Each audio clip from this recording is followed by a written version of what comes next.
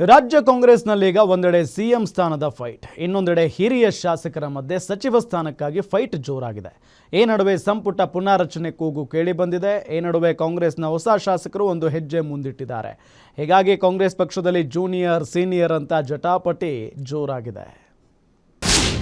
ಕಾಂಗ್ರೆಸ್ನ ನೂತನ ಶಾಸಕರಿಂದ ಸಚಿವ ಸ್ಥಾನಕ್ಕಾಗಿ ಪತ್ರ. 31 ಶಾಸಕರು ಬರೆದ ಪತ್ರಕ್ಕೆ ಡಿಸಿಎಂ ಬಹುಪರಾಕ್. ಸಚಿವ ಸ್ಥಾನಕ್ಕಾಗಿ ಕೈಪಡಿಯಲ್ಲಿ ಕಿರಿಯರು ಹಿರಿಯರ ವಾರ್.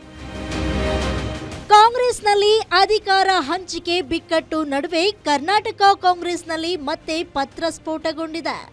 ಒಂದೆಡೆ ಸಿಎಂ ಸ್ಥಾನಕ್ಕಾಗಿ ಸಿದ್ದರಾಮಯ್ಯ ಡಿಕೆ ಶಿವಕುಮಾರ್ ಮಧ್ಯೆ ವಾರ್ ನಡೀತಾ ಇರುವ ವೇಳೆಯೇ ದಲಿತ ಸಿಎಂ ಕೂಗು ಎದ್ದಿದೆ.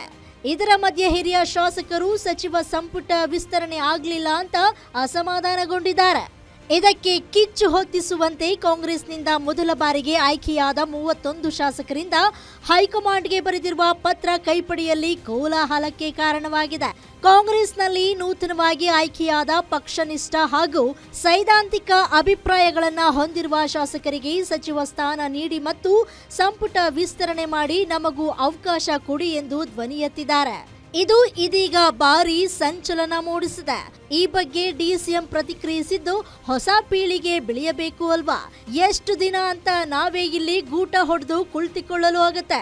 ನಾನು ಮಂತ್ರಿಯಾಗಿ 36 ವರ್ಷವಾಯ್ತು. ಹೊಸ ಜನರೇಷನ್ ಬರಬೇಕು, ಹೊಸ ಆಲೋಚನೆ ಬರಬೇಕು ಅಲ್ವಾ ಅಂತ ಹೇಳಿದ್ದಾರೆ. ನೋಡಪ್ಪ, ನಾನು ಫಸ್ಟ್ ಟೈಮ್ ನಾನು ಮಂತ್ರಿ ಆದವನು. ಹೊಸ ಪೀಳಿಗೆ ಬೆಳಿಬೇಕಲ್ಲ, ಎಷ್ಟು ದಿನ ನಾವೇ ಇಲ್ಲಿ ಗೂಟ ಹೊಡ್ಕೊಂಡು ಕೂತ್ಕೊಳ್ಳೋಕ್ಕಾಯ್ತೈತೆ. ಅಲ್ಲಿ 36 ವರ್ಷ ಆಯಿತು ನಾನು ಮಂತ್ರಿಯಾಗಿ.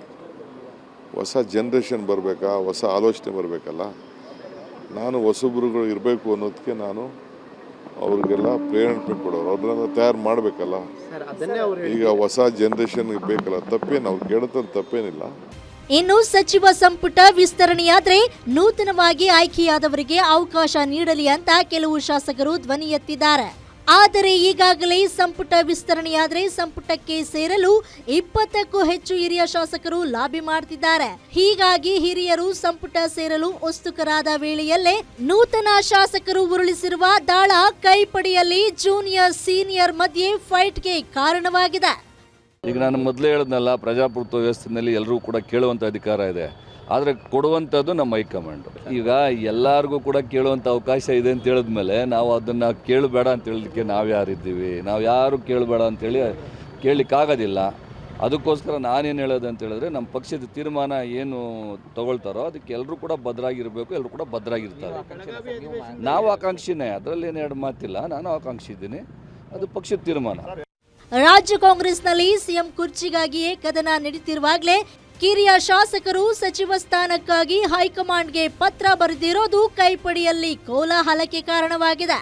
ಅಲ್ಲದೆ ನೂತನ ಶಾಸಕರ ಬೆನ್ನಿಗೆ ಬಂಡೆ ಬೆಂಬಲ ನೀಡಿರುವುದು ಮುಂದಿನ ಸಂಪುಟ ಪುನರ್ರಚನೆ ವೇಳೆ ಮತ್ತಷ್ಟು ಬಣಬಡಿದಾಟ ನಿಶ್ಚಿತ ಎನ್ನುವಂತಾಗಿದೆ.